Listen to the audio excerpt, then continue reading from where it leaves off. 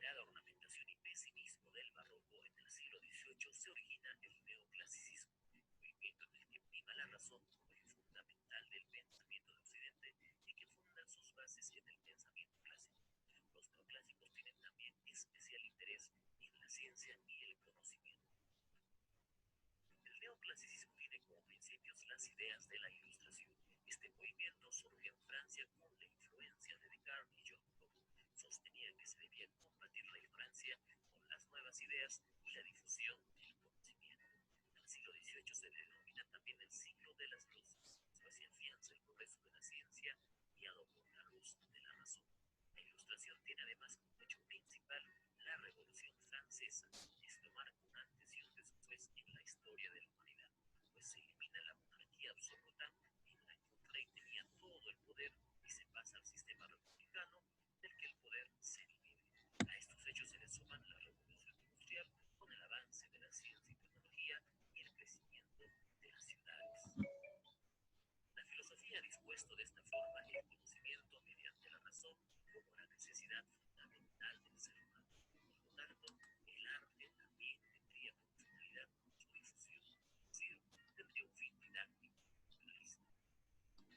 En la literatura del conocimiento, la ciencia y la tecnología, dentro del marco de la razón, predominaron. Como vimos, tiene un fin didáctico moral y, así como su nombre lo indica, revalora el clasicismo, pues toma como modelos a Aristóteles, Horacio y retoma el canon clásico. Así, se evita mezclar géneros complejos diversos y predomina la supremacía de la armonía y equilibrio, rechazando incluso el exceso de imaginación barroca. En cuanto a las obras, prevalece el ensayo como modelo, como método formador de ideas, siempre haciendo el uso de la razón. Como todo era conocimiento y ciencia en este siglo, se crea en Francia la enciclopedia como género difusor de todo el conocimiento humano, lideró y articuló este gobierno el uso. La enciclopedia era la Wikipedia del siglo XVIII y contaba 72.000 volúmenes. Se desarrolló también la fábula, pues tiene un fin moralista, una enseñanza que se expresa a través de su moraleja final. Destacan en este género los españoles Iriarte y Samaniego y el francés Fontaine. Como hemos podido ver, el neoclasicismo fue una época en la que el ser humano se interesa por la razón y el conocimiento. El mundo avanza y se hace uso de esta razón para explicarlo. La literatura se encamina en este objetivo, pero como nada dura para siempre, esta direccionalidad marcada parece restringir a muchos artistas que se encuentran iluminados. Así nace una siguiente etapa denominada romanticismo.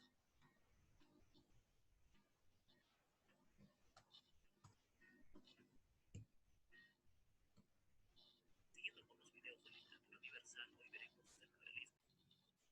Muy bien, entonces hemos podido ver este video ilustrativo sobre el neoclasicismo, que surge en el siglo XVIII. Y también a este siglo se le conoce como el siglo de las luces, porque predomina el conocimiento, la luz del conocimiento. Pues veamos inmediatamente algunos datos sobre este neoclasicismo. Bueno, fue un movimiento artístico y cultural que surgió en Francia y se extendió por Europa durante el siglo XVIII. Y claro, no solamente Europa, sino también vino a América.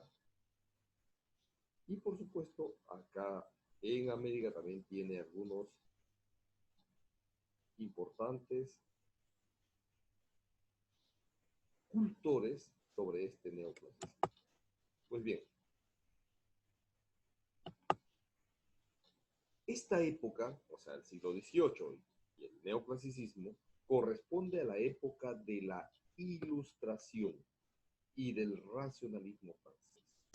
Como les dije, es también llamado siglo de las luces, porque se da énfasis al conocimiento, a la luz del conocimiento.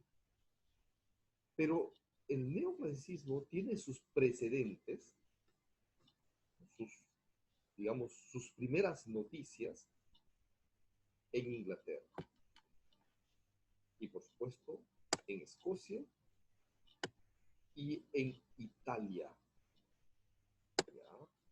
Va a ser en Italia que se va a empezar a dar mayor énfasis en cuanto a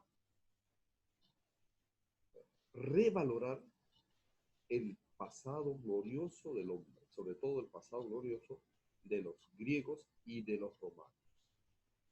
¿Está bien? Vamos entonces. Es en Francia donde madura este neoclasicismo y se extiende por toda Europa y América. Y por supuesto que va a renovar especialmente las ciencias, la filosofía, la política y la sociedad. Sus aportes han sido más discutidos en el terreno de las artes y la literatura.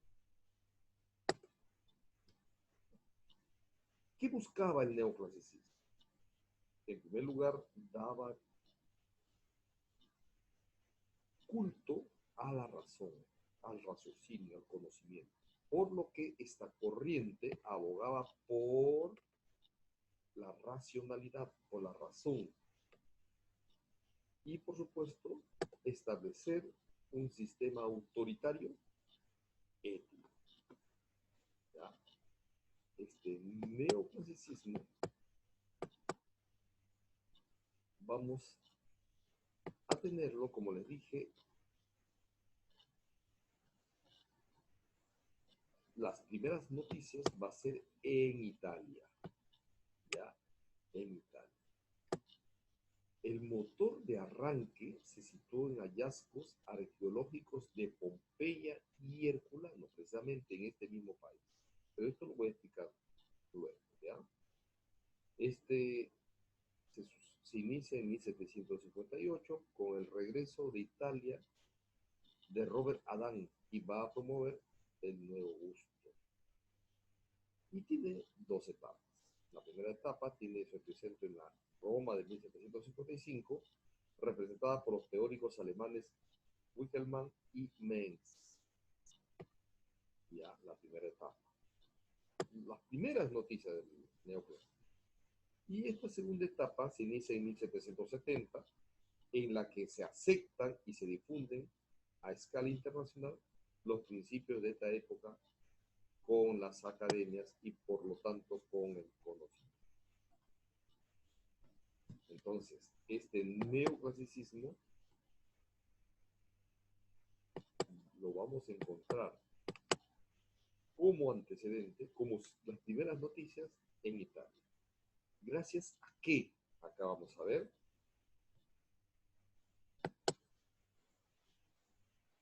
Gracias al descubrimiento que ustedes ven acá. Estas son las ruinas que se descubren en Italia. Las ruinas de Pompeya y Herculano. Entonces, ¿qué aspectos van a favorecer al surgimiento del neoclasicismo?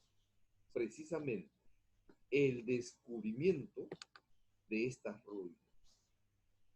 Pompeya y Herculano, que fueron las ciudades sepultadas por este volcán, el Vesubio. Entonces, los pensadores creían tener afinidad con la virtud y grandeza de la República de Roma clásica, mejor dicho, con el clasicismo. Y como ya no era clasicismo, sino ellos lo van a llamar neoclasicismo, el nuevo clasicismo. Quieren revalorar la cultura, por supuesto, el pensamiento y las artes del clasicismo antiguo. Entonces, ¿cómo van a revalorar esto? En primer lugar,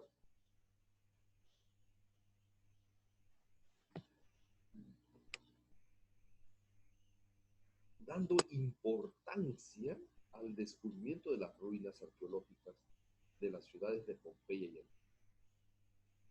Estas ruinas fueron petrificadas tras la erupción del volcán Vesubio en el año 79 después. Entonces, estas antiguas ruinas que fueron de Grecia y Roma retornan a su fama y a su revaloración por la grandiosidad del pensamiento romano de la Edad Antigua. Entonces, una amplia oferta bibliográfica sobre arqueología va a surgir. Resulta fundamental la publicación de muchos libros sobre este aspecto. Luego, la actitud erudita que se refleja en los edificios públicos. Se construyen museos de arte y de ciencias naturales, bibliotecas, teatros, observatorios astronómicos, etc. Entonces se da un nuevo criterio urbanístico que responde a las necesidades de los cambios sociales. Pues bien, en esta época también hay otros acontecimientos importantes, como la independencia de los Estados Unidos de Norteamérica, esto en 1776, y otro acontecimiento también muy importante que se da es la Revolución Francesa, suscitada en 1789. Entonces, todo eso va a acentuar el poder de la burguesía.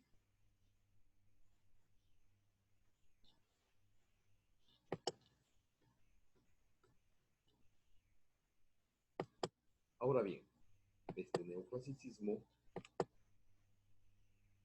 va a nacer en el siglo XVIII.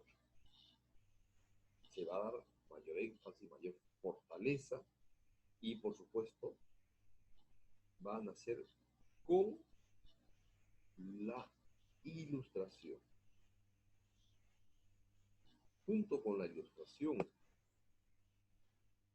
es que se va a dar mayor importancia a los pensadores de esa época.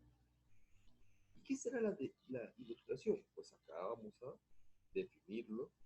¿Qué cosa es la Ilustración? Es un movimiento cultural que surge en Europa, sobre todo en dos países, Francia e Inglaterra.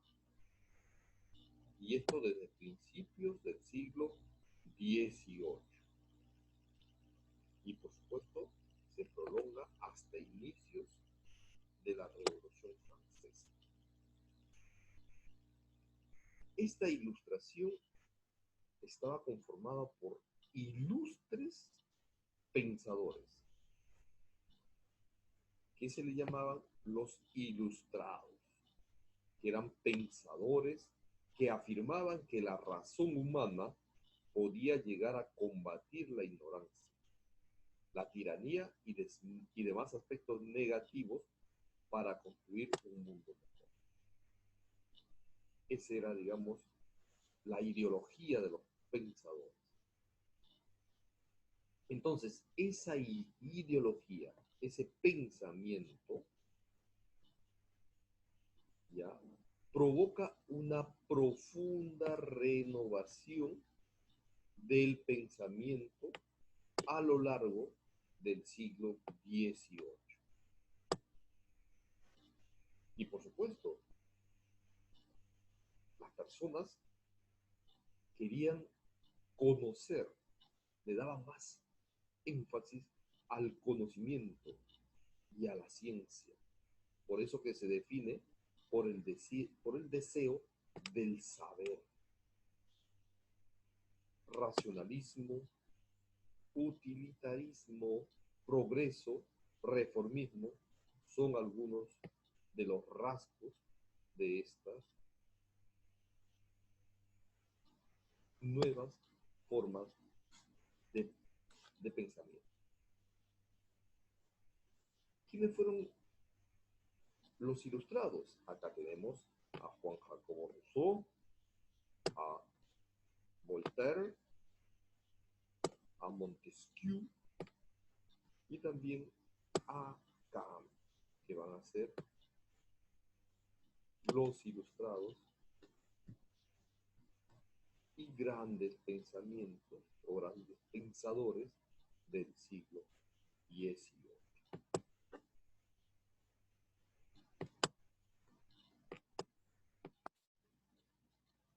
¿Cuáles serán las características del neoclasicismo? Pues bien, el neoclasicismo da preferencia a la razón, al conocimiento, al raciocinio, a las ciencias. Entonces, se deja de lado los sentimientos.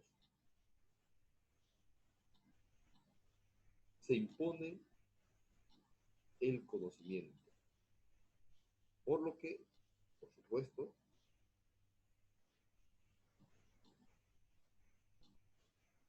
se abandona la poesía.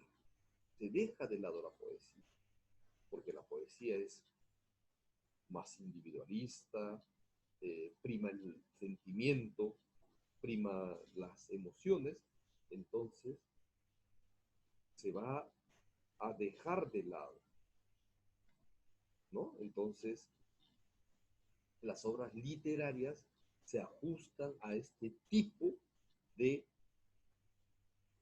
ideología. Entonces, por lo que se va a rechazar lo imaginativo y lo fantástico, ya que no se escribía para entretener, al contrario, se escribía para educar. Esto quiere decir que las obras neoclásicas tenían un fin moralizador y también un fin didáctico. Entonces, esta literatura neoclásica tiene un marcado carácter crítico, didáctico y, por supuesto, moralizador. Se buscaba enseñar,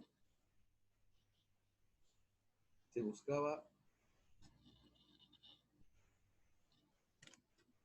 moralizar mediante las obras literarias. A este siglo XVIII, por supuesto, se le conoce como el siglo de las luces. Y por supuesto, es el siglo de las ideas, siglo del conocimiento, ya que primaba mucho la racionalidad y la inquietud de saber algo, de razonar.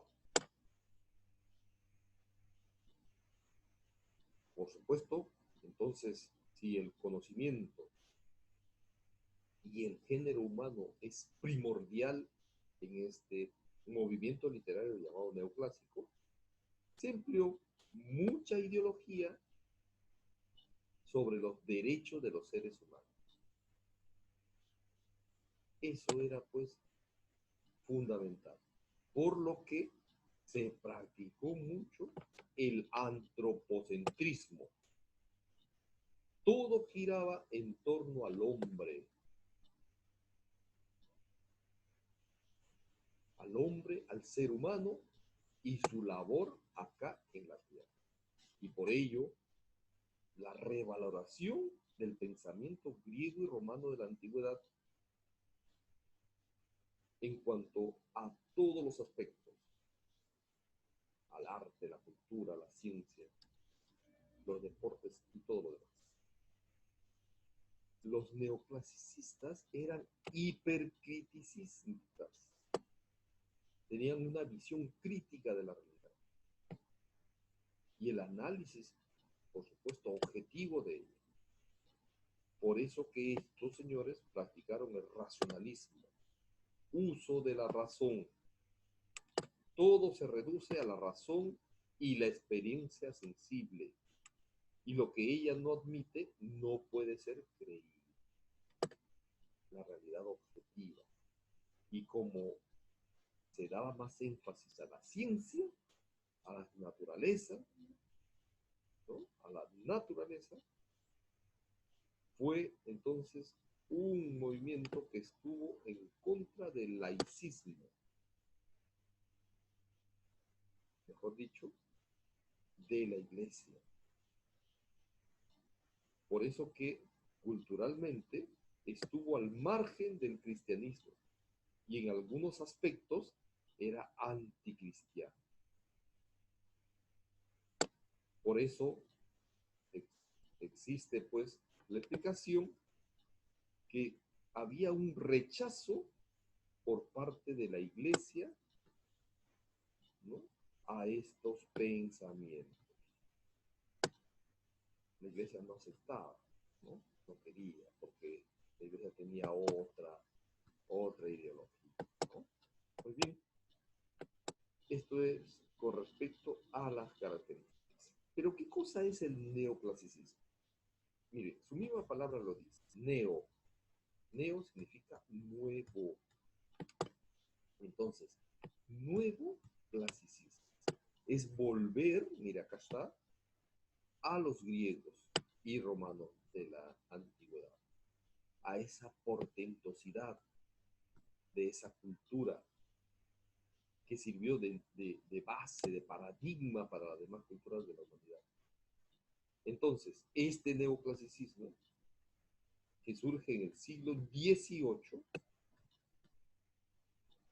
es un movimiento literario que retoma los valores clásicos griegos y romanos en busca de un equilibrio y serenidad.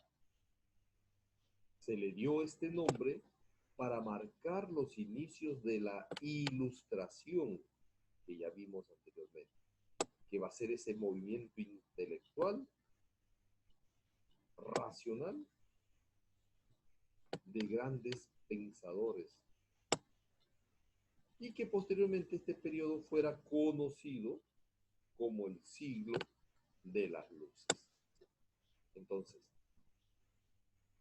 a ello se le va a conocer como el neoclasicismo. Vamos inmediatamente a trabajar con los representantes del neoclasicismo. En primer lugar, vamos a ver a los representantes del neoclasicismo en Francia, que es la cuna de este movimiento literario. Pues bien, acá tenemos a escritores tan famosos y renombrados como Jean de La Fontaine, conocido escritor de famosas fábulas, ¿no? Su obra se titula Fábulas, que fue escrito en 1668. También está entre esas fábulas, vamos a encontrar El lobo y el cordero, El que no escucha, El ratón cortesano y El ratón campestre, El gato y la zorra, Júpiter y el pasajero, y otras importantes fábulas que han sido leídas en casi todo el mundo. Luego tenemos a otro importante escritor, Pierre Corneille. Pierre Corneille también tiene obras importantísimas como Medea, El Cid, Horacio, Cina y Poliucto.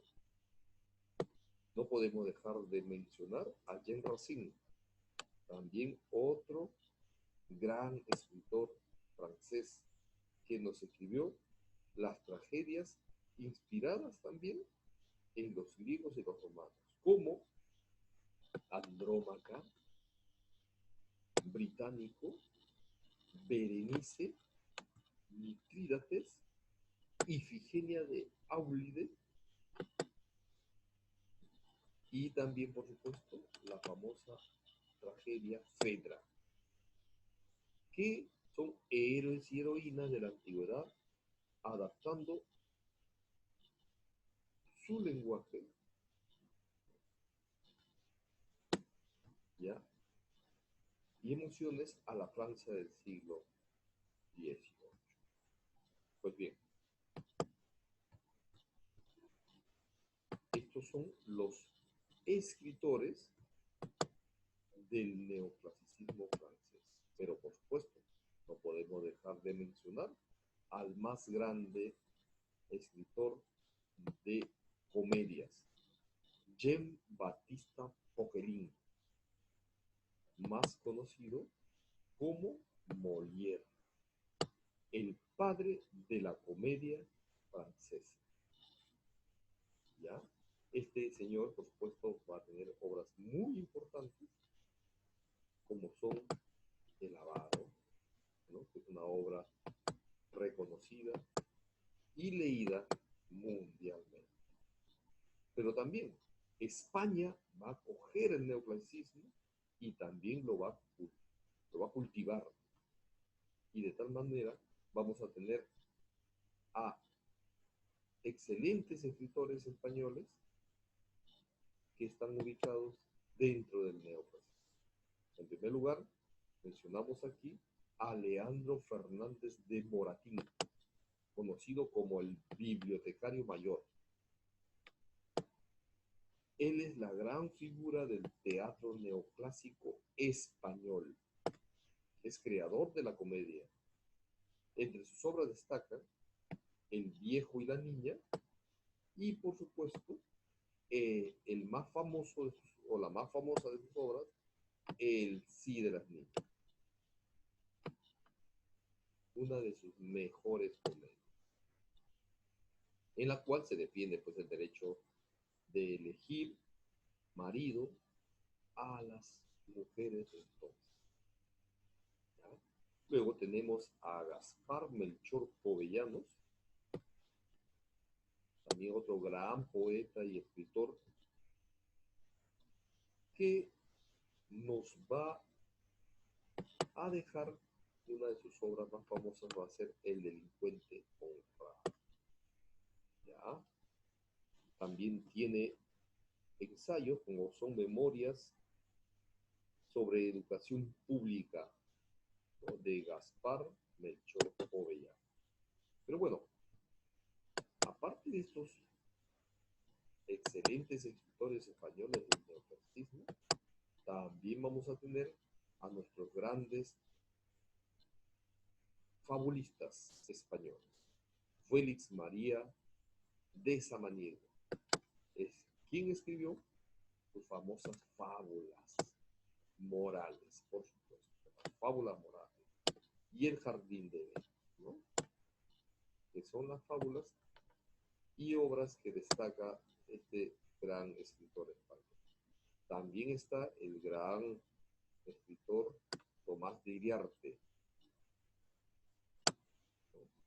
Con sus fábulas y, por supuesto, la más conocida, acá lo tenemos, con sus famosas fábulas literarias, entre las más conocidas, El burro flautista, que tenemos presentando acá. Pero también tiene La señorita malcriada, El señorito mimado, Guzmán el bueno, y bueno, como les dije, sus famosas fábulas literarias. Esto es con respecto al neoclasicismo español.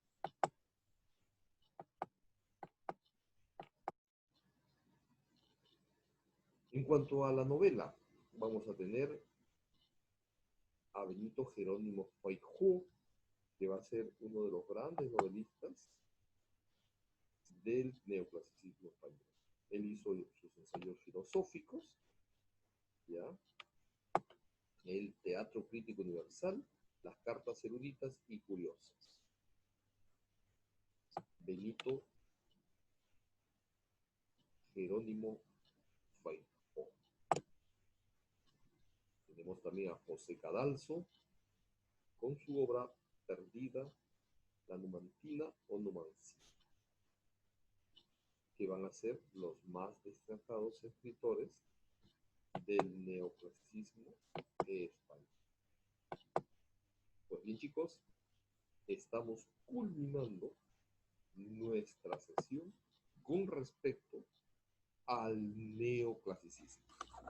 ya estaremos nuevamente con ustedes trabajando con los más representativos escritores del neoclasicismo mundial y español del siglo XVIII. Muy bien, por ahora gracias y nos estaremos viendo posteriormente con ustedes con otra sesión virtual de literatura. Un abrazo grande y Dios me los bendiga a todos. Chao chicos.